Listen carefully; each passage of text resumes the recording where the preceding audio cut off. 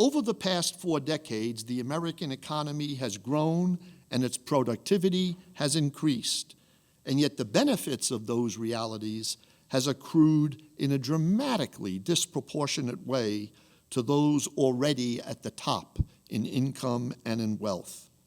The claim that a rising tide lifts all boats has simply not been verified by recent experience of the last few decades. So what might the Christian community do? Let me close our joint reflection by suggesting some ways for we as a people of faith to move forward in pursuing economic justice. First, I think we not have to acknowledge there are 2 types of structures in any society or at work in any culture. There are ideological structures and there are operational structures. Operational structures refer to the patterns of behavior that make up our social life: zoning laws, tax systems, international trade agreements, healthcare systems, monetary and banking policies. These are operational structures.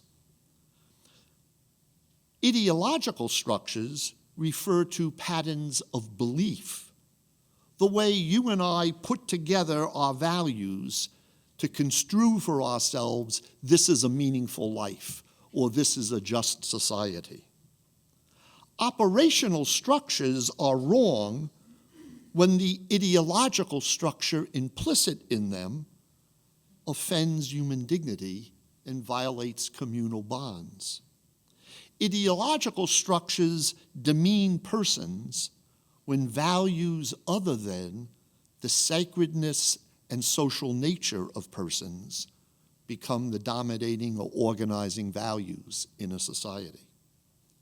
So part of the task in promoting social change is to analyze what are the values of a given culture so that we begin to awaken moral sensibilities. We call forth new images of what might constitute human fulfillment. Clearly, the vision that Michael and I have suggested in terms of the emphasis on building and supporting communal bonds cuts against much of the grain of American society with its exaltation of individualism and sort of rational self-interest as being the guiding norm of economic life. To bring about change on the operational level in our economy, there is the need to complement or even precede that by transformation on the ideological level.